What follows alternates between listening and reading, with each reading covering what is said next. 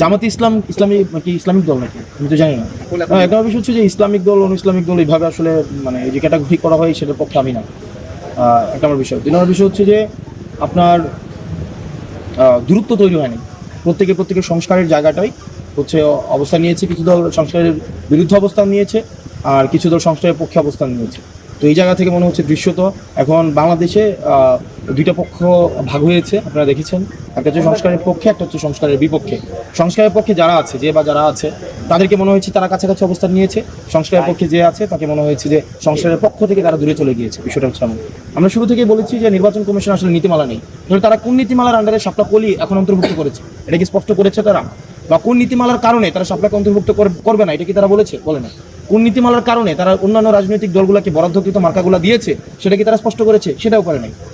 তার মানে এই নির্বাচন কমিশনের এই যে মার্কা সংযুক্তিকরণ বা নাকরণ যে বিষয়টি, এই বিষয়টি গোড়ামি বা এই বিষয়টি নিয়ে একটা স্বেচ্ছাচারী যে বিষয় যেটাই বলেন না কেন, আপনারা যে ভাষায় বলেন না কেন, মধ্যযুগীয়ভাবে এই বিষয়গুলোকে ডিল করছে আসলে নির্বাচন কমিশন।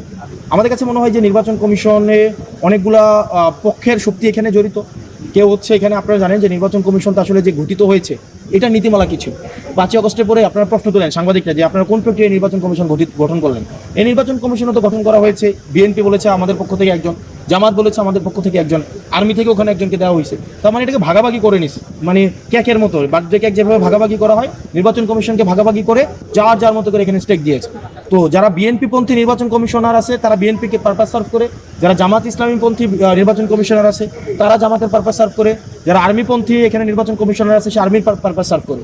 এখানে আবার আওয়ামী লীগের অসংখ্য চাকরিজীবী রয়েছে, তাদের বিষয়ে কি নির্বাচন কমিশনার কোনো সিদ্ধান্ত নেয় না। তো দিন শেষে আসলে আমরা মানে কোনো ধরনের আমরা এনসিপি আমরা আমাদের জায়গায় স্পষ্ট ছিল, আমরা আমাদের কোনো অবস্থান পরিবর্তন করিনি। নির্বাচন কমিশন তার অবস্থান পরিবর্তন করেছে তার নিজের মতো করে স্বেচ্ছাচারীভাবে।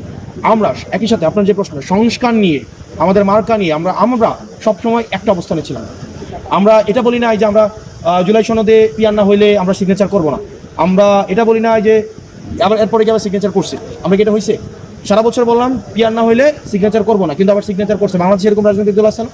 আবার বলা হয়েছিল কিনা আমরা সিগনেচার করবো না কিন্তু অনুষ্ঠানে যাব, আবার গিয়ে আবার সিগনেচার করছে কিনা, আবার সিগনেচার করার পর আবার এটা বলছে কিনা যে আমরা সিগনেচার করছি কিন্তু আবার এটা আমরা উঠাই নেব। কিন্তু আমরা শুরু থেকে আমরা আমাদের অবস্থানে স্পষ্ট ছিলাম। সংস্কার নিয়ে, শাপলা নিয়ে আমরা আমাদের অবস্থান অপরিবর্তিত রয়েছে।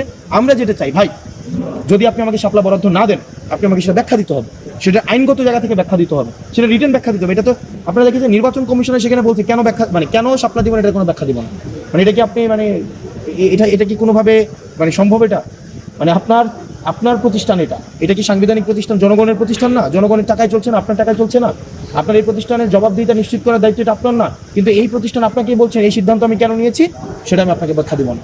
তো ওই ব্যাখ্যাবিহীন রাষ্ট্র, এটা 5ই আগস্টের আগে ছিল, হাসিনা যখন চালাইতো তখন এটা ব্যাখ্যাবিহীন রাষ্ট্র চালাইতো, জবাবদিহিতাবিহীন রাষ্ট্র চালাইতো। কিন্তু 5ই আগস্টের পরে এই নির্বাচন কমিশন যদি মনে করে থাকে যে তারা জবাবদিহিবিহীন কোনো একটি সিদ্ধান্ত নিয়ে নিবে আর আমরা সেটাতে মেনে নিব, তাহলে সেটা সম্ভব নয়। ধন্যবাদ। আর সংস্কারের বিষয়, অবশ্যই আমাদের সংস্কার কার্যক্রমের অগ্রগতি হয়েছে, এখন সেটা বাস্তবায়ন। আমরা কন্টেন্ট, এখানে 2টা বিষয় আলোচনা, একটা হচ্ছে কন্টেন্ট অফ কনসেনসাস নিয়ে কিন্তু একটা পর্যায়ে পৌঁছাইছে আমাদের। এখন যেই বিতর্কটা তৈরি হয়েছে সেটা হচ্ছে implementation process of July charter, আমরা কিভাবে সেটা বাস্তবায়ন করব।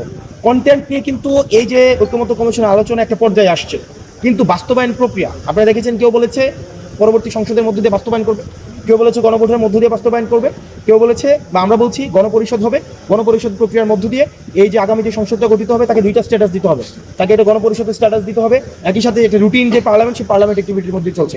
মূলত এখন সংকটের জায়গাটা হচ্ছে সেটি।